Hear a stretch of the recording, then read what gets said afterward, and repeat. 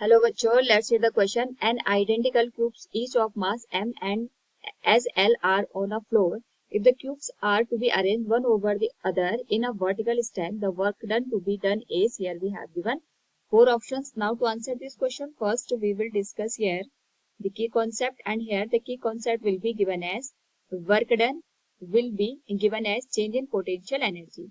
तो यहाँ पे अगर हम बात करें पोटेंशियल एनर्जी की, तो पोटेंशियल एनर्जी को with reference to the ground हम यहाँ पे रिप्रेजेंट कर सकते हैं एम जी एच से. H is the height from the given reference point. अब क्वेश्चन के अकॉर्डिंग हमारे पास एन आइडेंटिकल क्यूब्स दे रखे हैं जिनमें मास एम है और जिसकी एल साइड यहाँ पे गिवन है. यानी अगर हम बात करें क्यूब है तो इसकी एक साइड की जो लेंथ है वो एल के बराबर है. इस तरीके से हमने यहाँ पे एन नंबर ऑफ क्यूब्स को प्लेस कर रखा है.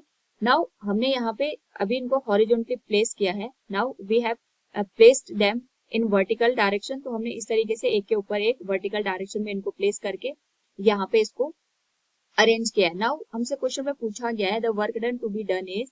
तो हम ये देखेंगे कि फर्स्ट कंडीशन में और सेकंड कंडीशन में हमारे पास जो हमने अरेंजमेंट बनाया है उसमें कितना पोटेंशियल एनर्जी का चेंज आया है.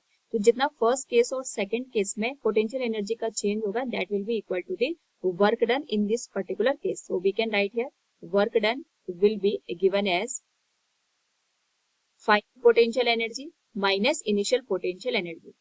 तो अगर हम बात करें यहाँ पे इनिशियल पोटेंशियल एनर्जी की, तो हमारे पास अगर हम केवल एक ब्लॉक को कंसिडर करें तो जो यहाँ पे हमारे पास इसका वेट काम करेगा ये इसके सेंटर ऑफ मास पे काम करेगा. और इसका जो सेंटर ऑफ मास होगा ये यहाँ पे इसके जो सेंटर पॉइंट है यानी जो डायगोनली हमारे पास यहाँ पे इंटरसेक्ट करेगा जो पॉइंट वो इसका सेंटर ऑफ मास होगा which will be at the half length of the total given length. यानी टोटल लेंथ अगर एल के बराबर है तो जो इसका सेंटर ऑफ मास है वो L/2 लेंथ पे यहाँ पे काम करेगा. यानी अगर मैं इसको यहाँ पे रेफरेंस पॉइंट कंसिडर करूँ तो रेफरेंस से L/2 हाइट पे जाके हमारे पास जो वेट mg है वो एक्ट करेगा. और यहाँ पे जो L/2 की जो टोटल लेंथ है इसी हाइट पे जाके हमारे पास जो पोटेंशियल एनर्जी है वो कैलकुलेट की जाएगी. So we can say here potential energy initial for one block will be given as. अगर हम एक ब्लॉक के लिए बात करें तो ये आ जाएगा m इंटू जी इंटू इसकी जो लेंथ है ये L/2 के बराबर है.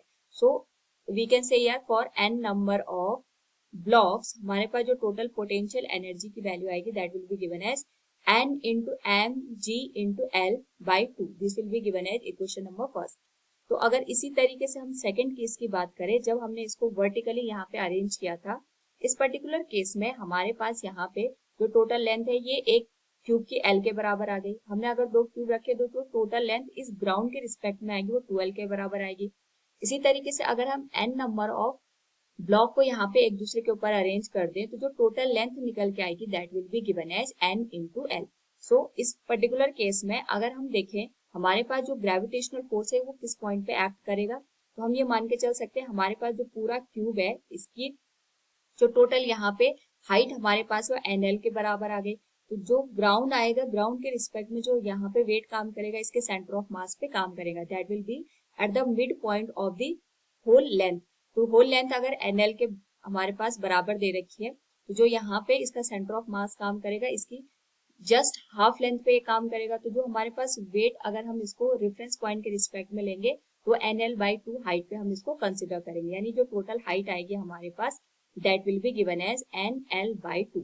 इसी हाइट पे जाके हमारे पास जो पोटेंशियल एनर्जी आएगी वो सेकंड केस में हम कैलकुलेट करेंगे. So we can say here potential energy final will be given as जो टोटल हमारे पास यहाँ पे ब्लॉक दे रखे थे वो n ब्लॉक है. एक ब्लॉक का मास हमारे पास m के बराबर है और उसका जो वेट आएगा mg के बराबर आएगा. तो जो हमारे पास n ब्लॉक है इनका जो टोटल वेट आ जाएगा that will be given as n into M into जी.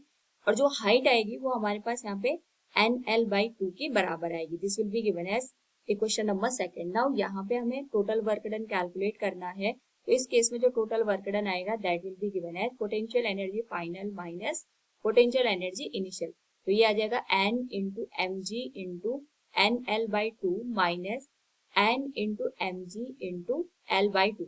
हम यहाँ पे जो कॉमन टर्म्स है उनको एक साथ लिख लेंगे तो ये आ जाएगा n into M G into L/2. This will become n minus 1. This will be the work done for the given condition. So from the given question we can say the work done to be done is n into M into G into L divided by 2 into n minus 1. Option A will be the right answer. Hope all you understood it. Thank you and best of luck.